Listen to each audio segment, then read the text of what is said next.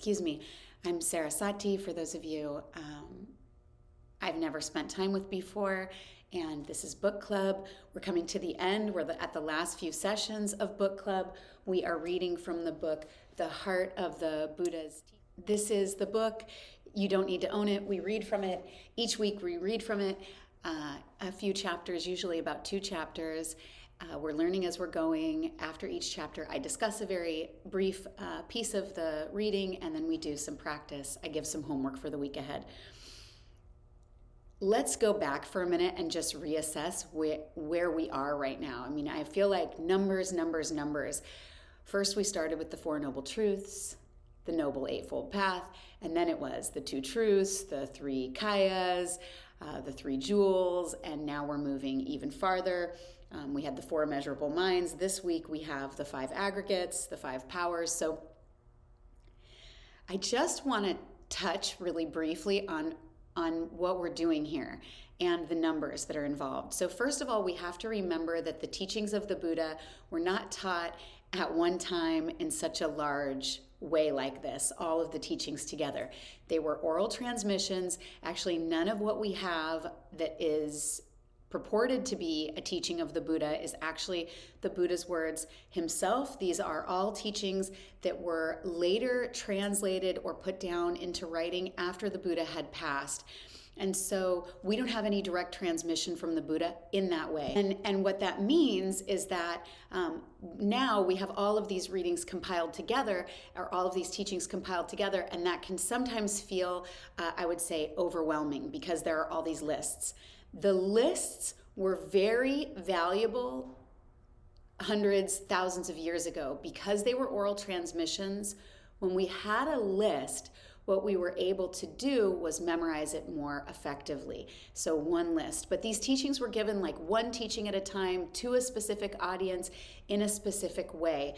And so it's important, I think, for us to remember that we may be feeling overwhelmed with the amount of lists that we have, but we should just relax about that. We should let go of expectations.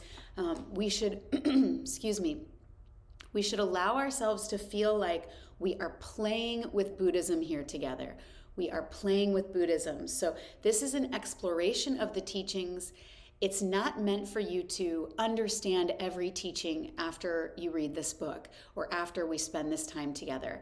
It's not meant to be like that. It's meant to be a situation where you plant some seeds, you take in this information, you water some seeds, and over time you grow your understanding of the teachings based on your practice.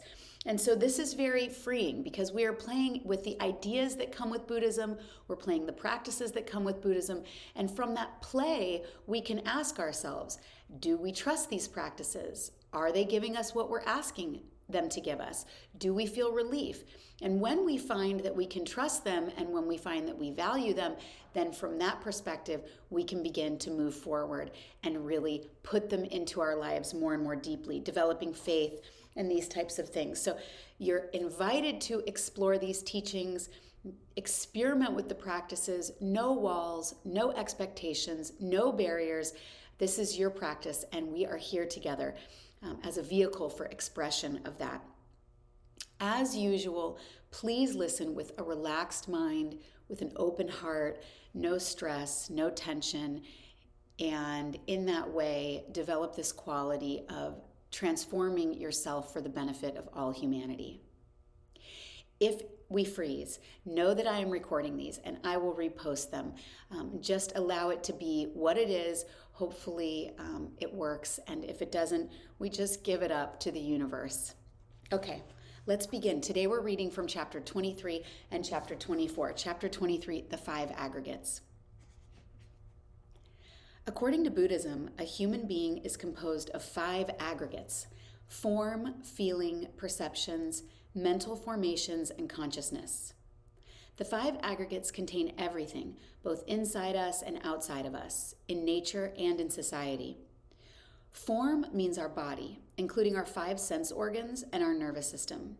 To practice mindfulness of the body, you might like to lie down and practice total relaxation. Allow your body to rest and then be mindful of your forehead. Breathing in, I'm aware of my forehead. Breathing out, I smile to my forehead. Breathing in, I'm aware of my forehead. Breathing out, I smile to my forehead. Use the energy of mindfulness to embrace your forehead, your brain, your eyes, your ears, and your nose. Every time you breathe in, become aware of one part of your body, and every time you breathe out, smile to that part of your body. Use the energies of mindfulness and love to embrace each part. Embrace your heart, your lungs, and your stomach. Breathing in, I am aware of my heart. Breathing out, I embrace my heart. Practice scanning your body with the light of mindfulness and smiling to each part of your body with compassion and concern. When you finish scanning in this way, you will feel wonderful. It takes only half an hour and your body will rest deeply during those 30 minutes. Please take good care of your body, allowing it to rest and embracing it with tenderness, compassion, mindfulness, and love. Learn to look at your body as a river in which every cell is a drop of water. In every moment, cells are born and cells die. Birth and death support each other. To practice mindfulness of the body, follow your breathing and focus your attention on each part of the body, from the hair on your head to the soles of your feet. Breathe mindfully and embrace each part of the body with the energy of mindfulness. Smiling to it with recognition and love, the Buddha said that there are 32 parts of the body to recognize and embrace. Identify the form elements in your body: earth, water, air, and heart, and heat. See the connection of these 4 elements inside and outside of your body.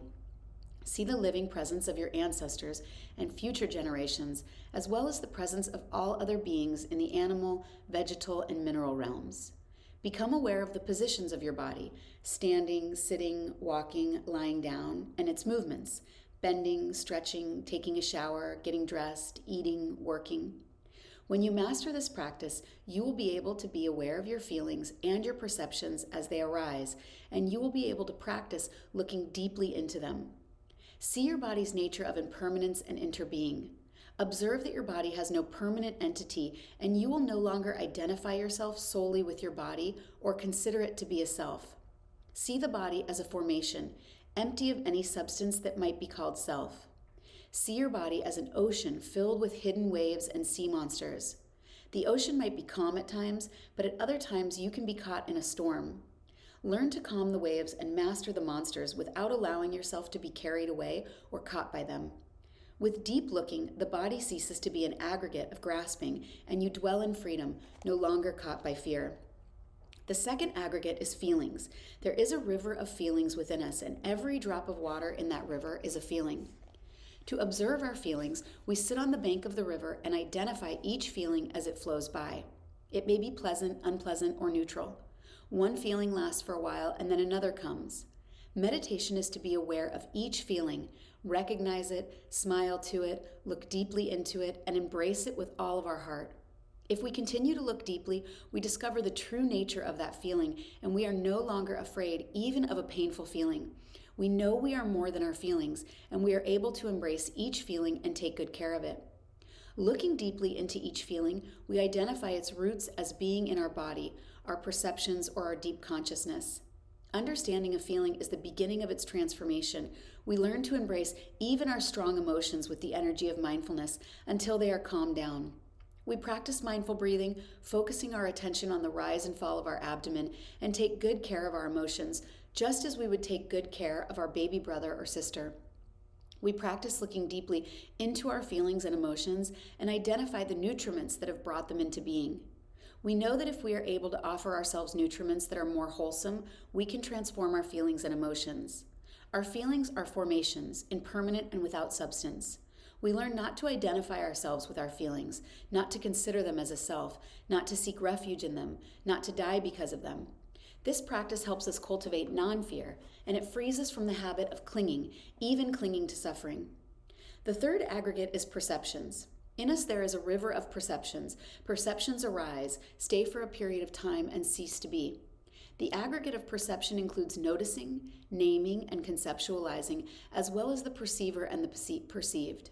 When we perceive, we often distort, which brings about many painful feelings. Our perceptions are often erroneous, and we suffer. It is very helpful to look deeply into the nature of our perceptions without being too sure of anything. When we are too sure, we suffer. Am I sure is a very good question. If we ask this, we'll have a good chance to look again and see if our perception is incorrect. The perceiver and the perceived are inseparable. When the perceiver perceives wrongly, the things perceived are also incorrect. A man was rowing his boat upstream when suddenly he saw another boat coming toward him. He shouted, be careful, but the boat plowed right into him, nearly sinking his boat. The man became angry and began to shout, but when he looked closely, he saw that there was no one in the other boat. The boat had drifted downstream by itself. He laughed out loud. When our perceptions are correct, we feel better. But when our perceptions are not correct, they can cause us a lot of unpleasant feelings. We have to look deeply into things so we will not be led into suffering and difficult feelings. Perceptions are very important for our well-being. Our perceptions are conditioned by many afflictions that are present in us: ignorance, craving, hatred, anger, jealousy, fear, habit energies, etc. We perceive phenomena as the basis of our lack of insight into the nature of impermanence and interbeing. Practicing mindfulness, concentration, and deep looking, we can discover the errors of our perceptions and free ourselves from fear and clinging. All suffering is born from wrong perceptions. Understanding the fruit of meditation can dissolve our wrong perceptions and liberate us. We have to be alert always and never seek refuge in our perceptions. The Diamond Sutra reminds us, where there is perception, there is deception. We should be able to substitute perceptions with prajna, true vision, true knowledge. The fourth aggregate is mental formations. Anything made from another element is a formation. A flower is a formation because it is made from sunshine, clouds, seeds, soil, minerals, gardens, and so on. Fear is also a formation, a mental formation. Our body is a formation, a physical formation. Feelings and perceptions are mental formations, but because they are so important, they have their own categories. According to the Vijnavada school of the Northern Transmission, there are 51 categories of mental formations. This fourth aggregate consists of 49 of these mental formations, excluding feelings and perceptions. All 51 mental formations are present in the depths of our store consciousness in the form of seeds. Every time a seed is touched, it manifests on the upper level of our consciousness as a mental formation. Our practice is to be aware of the manifestation and the presence of mental formations and to look deeply into them in order to see their true nature. Since we know that all mental formations are impermanent and without real substance, we do not identify ourselves with them or seek refuge in them. With daily practice, we are able to nourish and develop wholesome mental formations and transform unwholesome ones.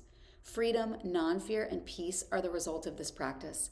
The fifth aggregate is consciousness. Consciousness here means store consciousness, which is at the base of everything we are, the ground of all our mental formations. When mental formations are not manifesting, they reside in our store consciousness in the form of seeds of joy, peace, understanding, compassion, forgetfulness, jealousy, fear, despair, and so on. Just as there are 51 categories of mental formations, there are 51 kinds of seeds buried deep in our consciousness. Every time we water one of them or allow it to be watered by someone else, that seed will manifest and become a mental formation. We have to be careful about which seeds we and others water. If we let the negative seeds in us be watered, we can be overwhelmed. The fifth aggregate, consciousness, contains all of the other aggregates and is the basis of their existence. Consciousness is, at the same time, both collective and individual. The collective is made of the individual and the individual is made of the collective. Our consciousness can be transformed at its base through the practice of mindful consuming, mindfully guarding our senses and looking deeply. The practice should aim at transforming both the individual and the collective aspects of our consciousness. It is essential to practice with a Sangha to produce such a transformation. When the afflictions within us are transformed, our consciousness becomes wisdom, shining near and far and showing the way to liberation to both individuals and the whole society. These 5 aggregates inter-are. When you have a painful feeling, look into your body, your perceptions, your mental formations, and your consciousness to see what has brought about this feeling. If you have a headache, your painful feelings come from the first aggregate. Painful feelings can also come from mental formations or from perceptions. You might, for example, think someone hates you who actually loves you. Look deeply into the 5 rivers of yourself and see how each river contains the other 4. Look at the river of form. In the beginning, you may think that form is just physical and not mental, but every cell in your body contains all aspects of yourself. It is now possible to take one cell of your body and duplicate your whole body. It's called cloning. The one contains the all. One cell of your body contains your entire body. It also contains all of your feelings, perceptions, mental formations, and consciousness. And not only yours, but also your parents and your ancestors. Each aggregate contains all the other aggregates. Each feeling contains all perceptions, mental formations, and consciousness. Looking into one feeling, you can discover everything. Look in the light of interbeing, and you will see the all in the one and the one in the all. Don't think that form exists outside of feelings or that feelings exist outside of form. In the Turning the Wheel Sutra, the Buddha said, the 5 aggregates, when grasped at, are suffering. He did not say that the 5 aggregates are in themselves suffering. There is a helpful image in the Ratnakutta Sutra. A man throws a clod of earth at a dog. The dog looks at the clod and barks at it furiously. The dog does not realize that it is the man and not the clod of earth that is responsible. The sutra goes on to say, in the same way, an ordinary person caught in dualistic conceptions thinks that the 5 aggregates are the cause of his suffering, but in fact, the root of his suffering is his lack of understanding about the impermanent, non-self, and interdependent nature of the 5 aggregates. It is not the 5 aggregates that make us suffer, but the way we relate to them. When we observe the impermanent non-self and interdependent nature of all that is, we will not feel aversion for life. In fact, this knowing will help us see the preciousness of all of life. When we do not understand correctly, we become attached to things and get caught by them.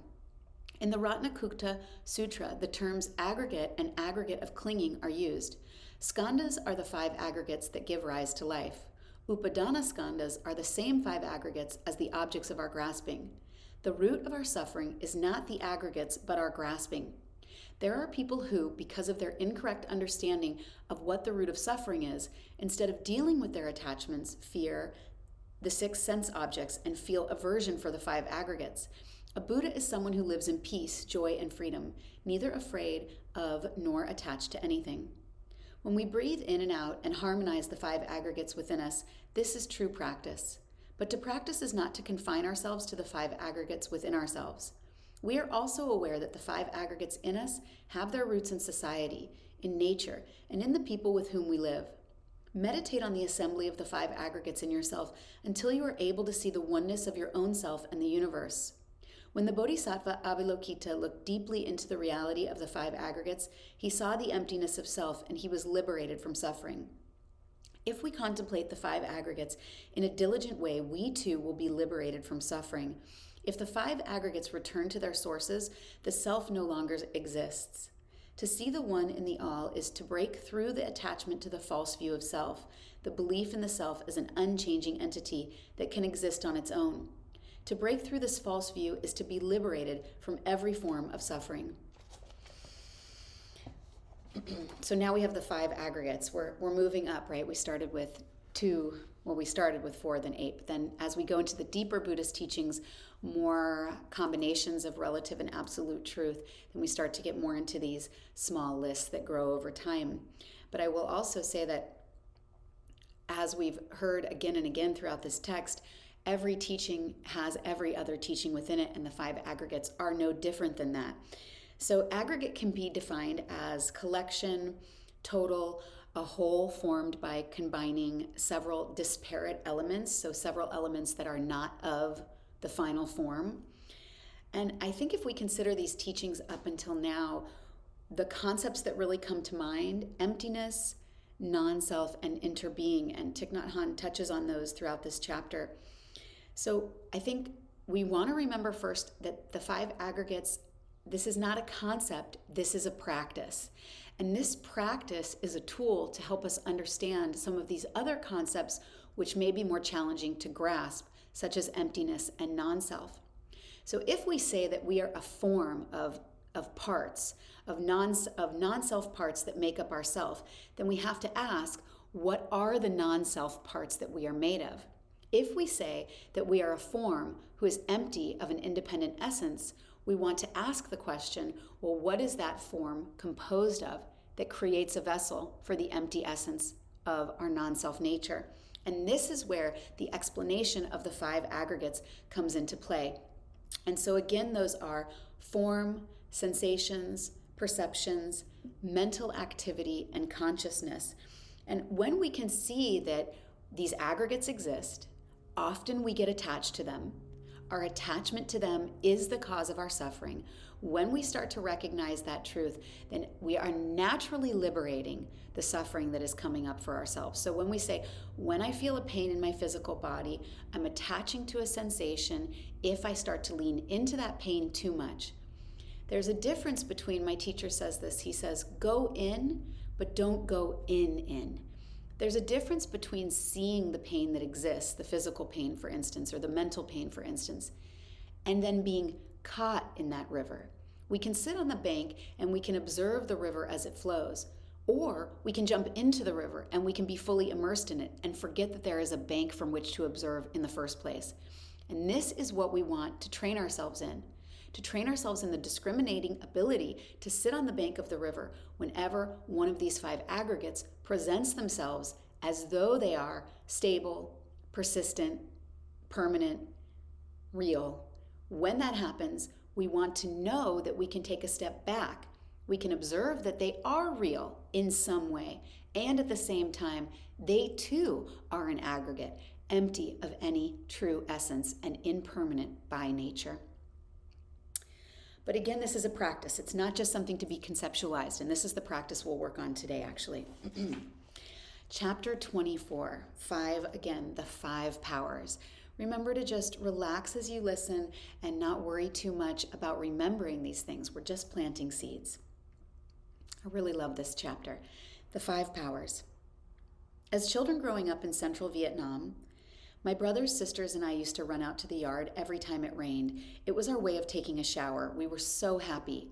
Sometime later, our mother would call us and serve us a bowl of rice with pickled bean sprouts or salty fish. We'd take our bowls and sit in the doorway, eating and continuing to watch the falling rain. We were free of all worries and anxieties, not thinking about the past, the future, or anything at all. We just enjoyed ourselves, our food, and each other. On New Year's Day, Mother served us special cakes, and we went outside and ate the cakes while playing with the cat and the dog. Sometimes our New Year's clothes were so starchy that they squeaked as we walked. We thought we were in paradise. Growing up, we began to worry about homework, the right clothes, a good job, and supporting our families, not to mention war, social injustice, and so many other difficulties. We thought our paradise was lost, but it was not. We only had to remember how to water the seeds of paradise in ourselves, and we were able to produce true happiness again. Even today, you and I can return to our own paradise every time we breathe in and out mindfully. Our true home was not only in the past, it is present now. Mindfulness is the energy we can produce in our daily lives to bring our paradise back. The 5 faculties or bases are the power plants that can help us generate this energy in ourselves. The 5 powers are that energy in action. The 5 faculties and powers are faith, energy, mindfulness, concentration, and insight. When practiced as bases, they are like factories that produce electricity. When practiced as powers, they have the capacity to bring about all the elements of the Eightfold Path, just as electricity manifests as light or heat. The first of the 5 is faith. When we have faith, a great energy in us is unleashed. If our faith is in something unreliable or false, not informed by insight, sooner or later it will lead us to a state of doubt and suspicion. But when our faith is made of insight and understanding, we will touch the things that are good, beautiful, and reliable. Faith is the confidence we receive when we put into practice a teaching that helps us overcome difficulties and obtain some transformation. It is like the confidence a farmer has in his way of growing crops. It is not blind. It is not some belief in a set of ideas or dogmas. The second power is diligence, the energy that brings joy into our practice. Faith gives birth to diligence, and this diligence continues to strengthen our faith. Animated with diligent energy, we become truly alive. Our eyes shine and our steps are solid. The third power is mindfulness. To look deeply, to have deep insight, we use the energy of right mindfulness. Meditation is a power plant for mindfulness. When we sit, eat a meal, or wash the dishes, we can learn to be mindful. Mindfulness allows us to look deeply and see what is going on. Mindfulness is the plow, the hoe, and the irrigation source that waters insight. We are the gardener. Plowing, sowing, and watering are beneficial seeds. The fourth power is concentration. To look deeply and see clearly, we need concentration. When we eat, wash dishes, walk, stand, sit, lie down, breathe, or work in mindfulness, we develop concentration. Mindfulness leads to concentration, and concentration leads to insight and to faith. With these 4 qualities, our life is filled with joy and the energy of being alive, which is the second power. The 5th power is insight or wisdom, the ability to look deeply and see clearly, and also the understanding that results from this practice. When we can see clearly, we abandon what is false, and our faith becomes right faith. When all 5 power plants are working, producing electricity, they are no longer just faculties, they become the 5 powers. There is a difference between producing something and having the power that it has generated. If there is not enough energy in our body and mind, our 5 power plants need repair. When our power plants function well, we are able to produce the energy we need for our practice and for our happiness. Our store consciousness contains the seeds of all of these energies. When joy or anger is not present in our mind consciousness, we may say, I don't have that, but we do. It's below in our store consciousness. Under the right conditions, that seed will manifest. We may say, I'm not angry, I don't have anger in me, but anger is still there in our unconscious mind. Everyone has a seed of anger lying dormant below in our store consciousness. When we practice, our effort is to water positive seeds and let the negative seeds remain dormant. We don't say, until I've gotten rid of all of my bad seeds, I can't practice. If you get rid of all of your unwholesome seeds, you won't have anything to practice. We need to practice now with all the wholesome seeds and unwholesome seeds within us. If we don't, the negative seeds will grow and cause a great deal of suffering. Practicing the 5 powers is a matter of cultivating the earth of our store consciousness and sowing and watering good seeds. Then, when they arise into our mind consciousness and become flowers and fruits, they will scatter more good seeds throughout our store consciousness. If you want unwholesome seeds to be in your mind consciousness, you need the condition of continuity. Fruits of the same nature will re-sow wholesome seeds in you. The Lotus Sutra says, all sentient beings have the Buddha nature. With the right conditions, the seed of Buddha nature in us will grow. We could also call that seed the seed of right mindfulness, or the seed of insight, wisdom, or right faith. These are, in fact, one seed. To practice means to help that wonderful seed manifest. When we are mindful, concentration is already there. When we are concentrated, there is insight and wisdom. When we have faith, there is energy. Mindfulness is the seed of Buddha in us. Concentration is, therefore, already present in this seed of mindfulness in us. The appellation of Buddha comes from the root of the verb bud, which means to wake up, to understand, to know what is happening in a very deep way. In knowing, understanding, and waking up to reality, there is mindfulness. Because mindfulness means seeing and knowing what is happening, whether our seeing is deep or superficial depends on our degree of awakening. In each of us, the seed of Buddha, the capacity to wake up and understand, is called Buddha nature. It is the seed of mindfulness, the awareness of what is happening in the present moment. If I say a lotus for you, a Buddha to be, it means I see clearly the Buddha nature in you. It may be difficult for you to accept that the seed of Buddha is in you, but we all have the capacity for faith, awakening, understanding, and awareness, and that is what is meant by Buddha nature. There is no one who does not have the capacity to be a Buddha. But the treasure we are looking for remains hidden to us. Stop being like the man in the Lotus Sutra who looked all over the world for the gem that was already in his pocket. Come back and receive your true inheritance. Don't look outside yourself for happiness. Let go of the idea that you don't have it. It is available within you. The Bodhisattva, never despising, could not dislike anyone because he knew that each of us had the capacity to become a Buddha. He would bow to every child and adult and say, I do not dare to underestimate you. You are a future Buddha. Some people felt so joyful upon hearing this that faith arose in them, but others, thinking that he was making fun of them, shouted and hurled stones at him.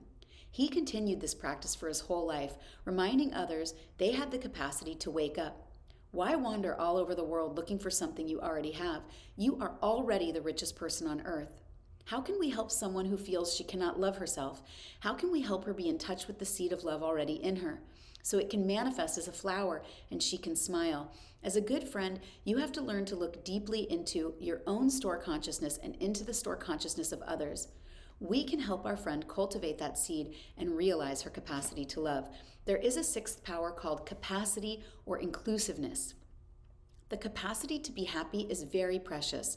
Someone who is able to be happy, even when confronted with difficulties, has the capacity to offer light and a sense of joy to herself and to those around her. When we are near someone like this, we feel happy also. Even when she enters hell, she will lighten up hell with the sound of her laughter. There is a bodhisattva named Kitishgarbha whose practice is to go into the places of deepest suffering and bring light and laughter to others. If your Sangha has one person like that, someone who can smile, be happy, and have faith in all circumstances, it is a good Sangha. Ask yourself, am I like that? At first glance, you might think not. You might have an inferiority complex, which is the second kind of pride. Please follow the advice of never despising bodhisattva and look deeply into your store consciousness to accept that the seeds of happiness, the capacity to love and be happy, is there.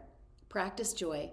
You may think that washing dishes is menial work, but when you roll up your sleeves, turn on the water, and pour in the soap, you can be very happy. Washing the dishes mindfully, you see how wonderful life is.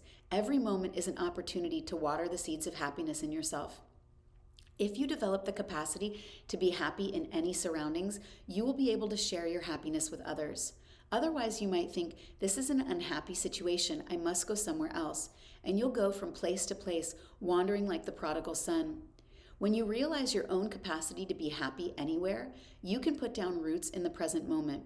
You can take whatever the conditions of the present moment are and make them the foundation of your life and your happiness. When the sun is shining, you are happy. When it is raining, you are also happy. You don't need to go anywhere else. You don't need to travel into the future or return to the past. Everything in the present moment belongs to your true home. All the conditions for happiness are here. You only have to touch the seeds of happiness that are already within you. When you enter a well-tended garden and see a fresh, beautiful rose, you want to pick it. But to do so, you have to touch some thorns. The rose is there, but the brambles are also there. You have to find a way to understand the thorns so you can pick the rose. Our practice is the same. Don't say that because there are thorns, you cannot be happy. Don't say that because there is still anger or sadness in your heart, you cannot enjoy anything at all. You have to know how to deal with your anger and sadness so you don't lose the flowers of joy. When our internal formations and suffering are dormant in our store consciousness, it is a good time to practice watering the positive seeds. When feelings of pain come into our conscious mind, we have to breathe mindfully and practice walking meditation in order to deal with those feelings. Don't lose the opportunity to water the seeds of happiness so that more seeds of happiness will enter your store consciousness. When the Buddha was about to pass away, his attendant Ananda cried and cried. The Buddha comforted him, saying, Buddhas in the past had good attendants, but none were as good as you, Ananda. He was watering the seeds of happiness in Ananda because Ananda had looked after Buddha with all his heart. He said, Ananda, have you seen the wonderful fields of golden rice stretching out to the horizon? They are very beautiful, Ananda replied. Yes, Lord, they are very beautiful. The Buddha was always reminding Ananda to notice the things that are beautiful. Ananda was anxious about taking care of the Buddha well, and he wasn't able to pick the rose of his daily life. When you see a cloud in the sky, ask your friend, do you see that cloud? Isn't it splendid? How can we live so that the seeds of happiness in us are watered every day? That is the cultivation of joy, the practice of love. When we can practice these things easily, we have the energy of mindfulness. But without mindfulness, how can we see the beautiful rice fields? How can we feel the delightful rain? Breathing in, I know the rain is falling. Breathing out, I smile to the rain. Breathing in, I know that rain is a necessary part of life. Breathing out, I smile again. Mindfulness helps us regain the paradise we thought we had lost. We want to return to our true home, but we are in the habit of running away. We want to sit on a lotus flower, but instead we sit on burning charcoal, and we want to jump off. If we sit firmly in the present moment, it is as though we are sitting on a lotus. The Buddha is always represented as sitting present peacefully on a lotus flower because he was always at home. He didn't need to run anymore. To enjoy sitting in the present moment is called just sitting or non-action.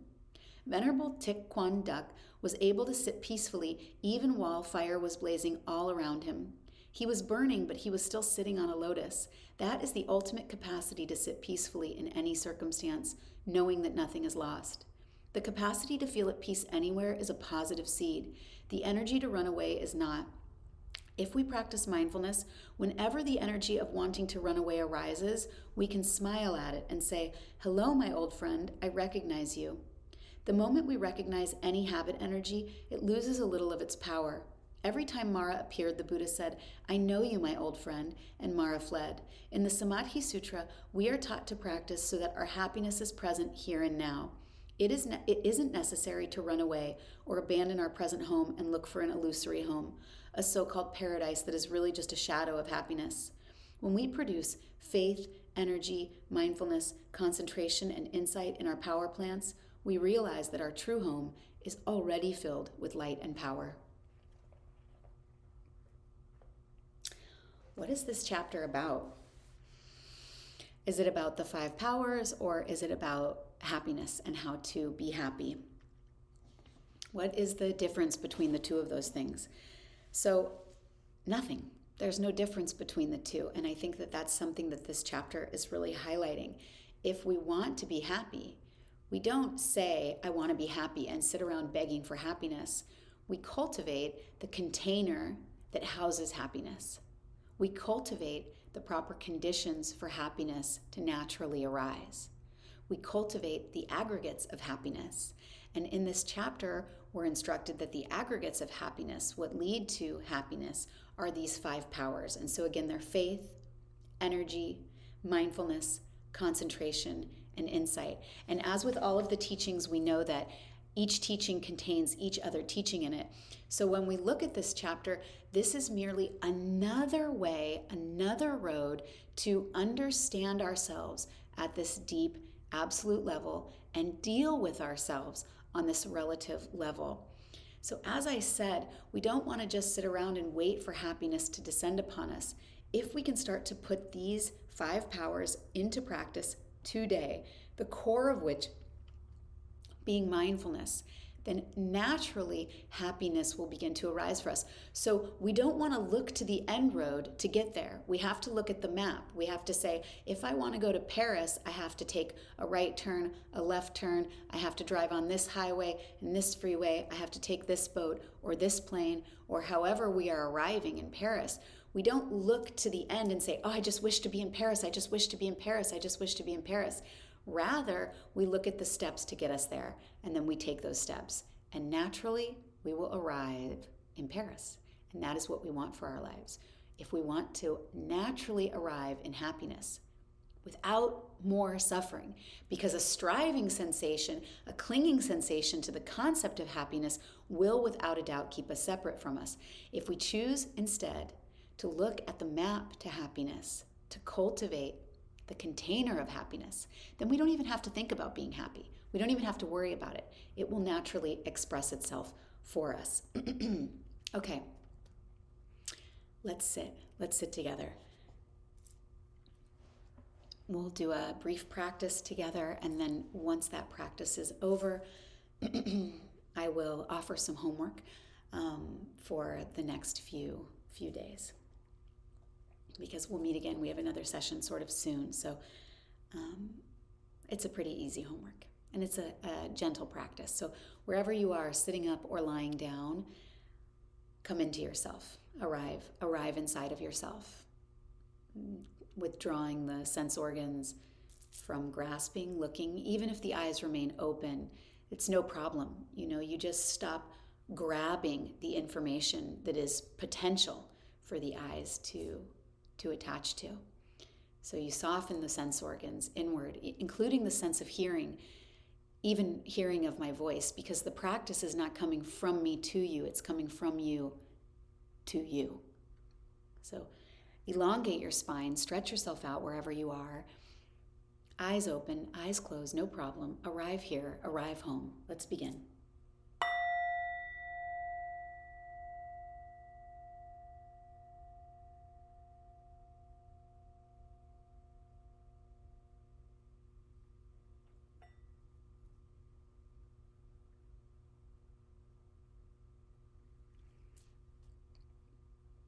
Be with your breath.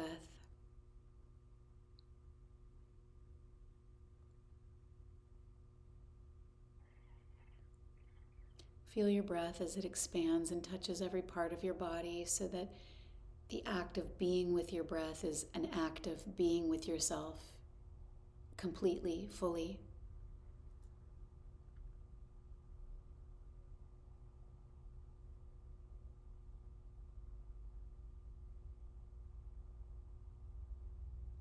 Look for relaxation and lean more into it, softening where softening is accessible, letting go of resistance, especially in the face, the shoulders, the throat.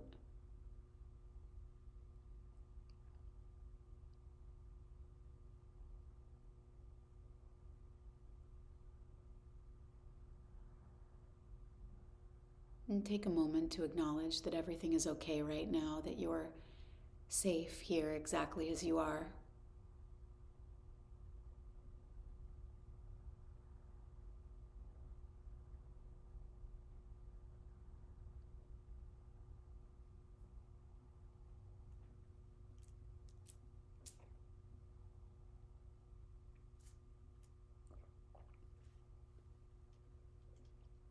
And keeping this gentle framework of your attention, expand it now to include any thoughts you might be having inside of your mind, seeing the form of the thoughts in your mind made up of other thoughts. Just take a few moments here and, like Thich Nhat Hanh described, imagine you're observing the river of your own thinking mind, seeing the thoughts flow by in this seamless way. Notice what shape they take: happy or sad, bored or anxious, worried or calm about this person or this experience or that experience. Just sit, and you may even be able to visualize yourself sitting on the bank of your mind and watching the river of your thoughts flow by.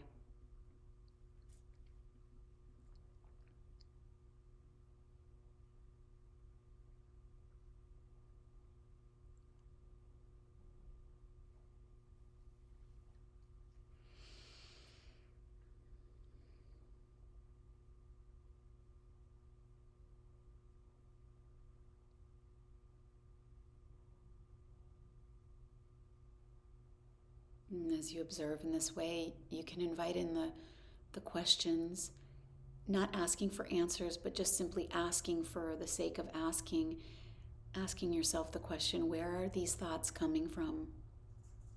And when they leave, where are they going?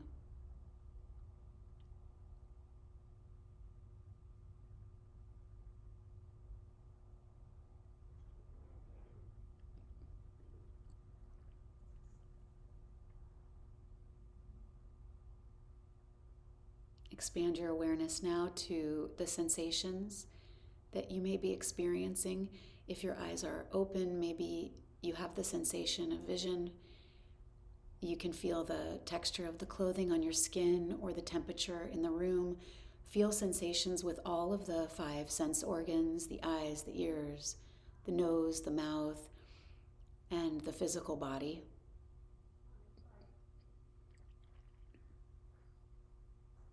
As you notice these sensations, notice what you see and be fully present with it. Again, cultivating this imagery perhaps that you're seated on the shore of your mind and you're watching as the information of the senses flows inward.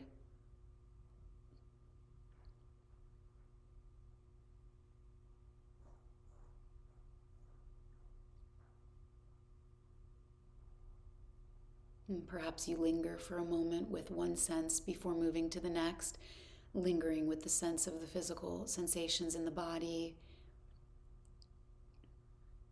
and then moving the attention to linger in the sensations in the mouth or the nose.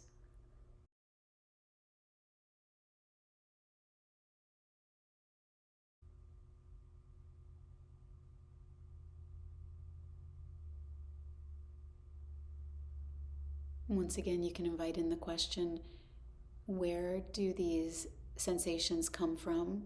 And when they leave, where do they go?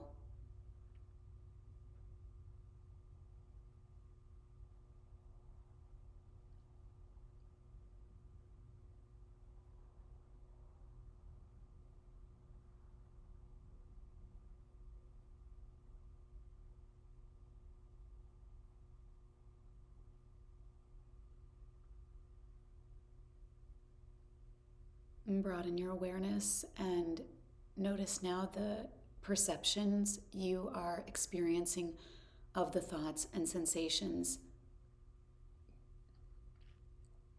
How are these thoughts and sensations being interpreted inside of your mind? What value are you giving to them?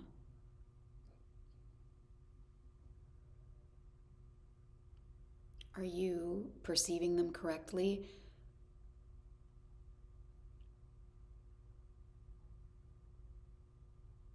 Resting with the river of perception, notice how it's constantly flowing, constantly moving, perceiving one thing and then the next.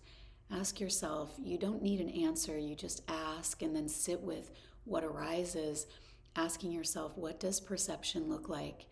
Where does it come from? And where does it go?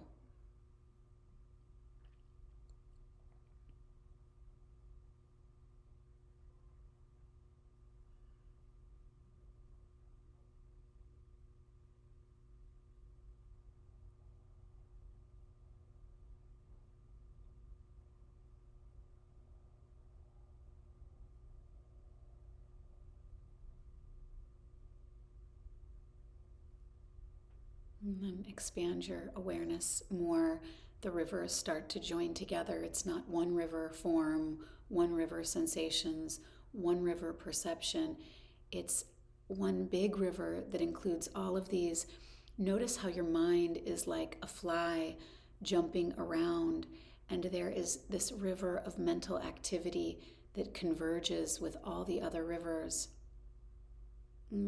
See how your attention is moving here and there, just like a fly looking for this juicy resting place.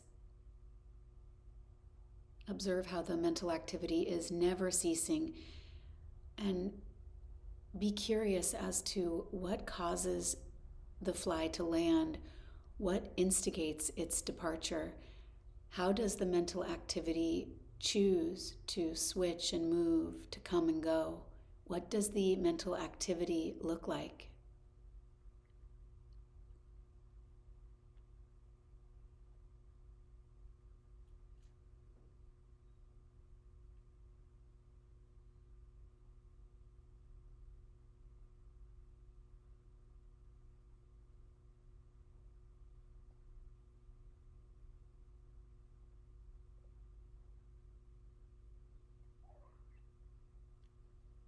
You can broaden the question, ask yourself, where is all of this happening?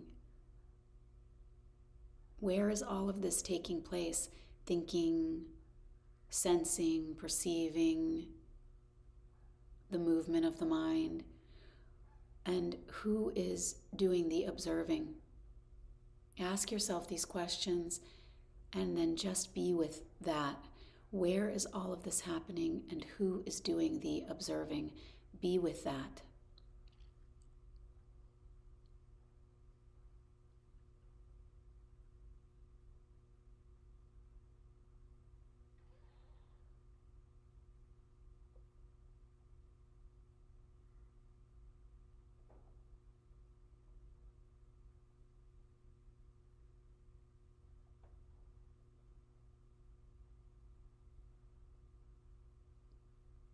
Bring your attention back to the feeling of the breath. Just be here for a few moments, letting go of deep thinking, deep looking, and allowing the mind, the brain to rest. Maybe perhaps putting your attention on the brain and feeling as though it moves away from the inner surface of the skull, softening completely, feeling the rhythmic flow of the breath. Be here.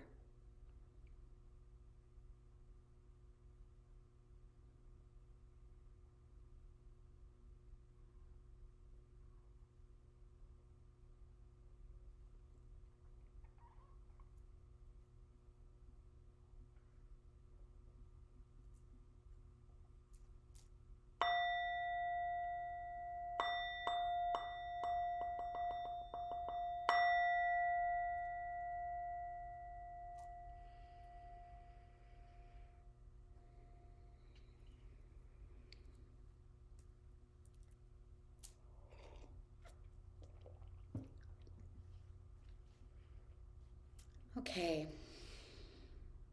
Homework time. I love homework. This homework is easy. So these next few days, maybe even just choosing one day, it doesn't have to be many days. Of course, you can always work with these meditations that we've been doing. That's great homework. And I've given you the homework already to include in your daily practice, taking refuge and the 4 immeasurables. And now I want to just give a daily homework assignment, something that you can do throughout the day. And that is to be the never despising bodhisattva.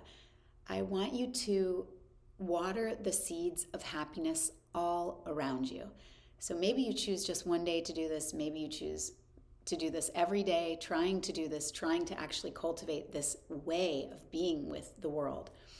Practice seeing the Buddha nature in everyone you come in contact with. And as you do that, draw your own Buddha nature forward and practice seeing what is beautiful around you. And first you do this from within. No matter what the circumstances are, look for what is beautiful. Place your attention on that. As you get better at doing it for yourself, begin to bring it to other people.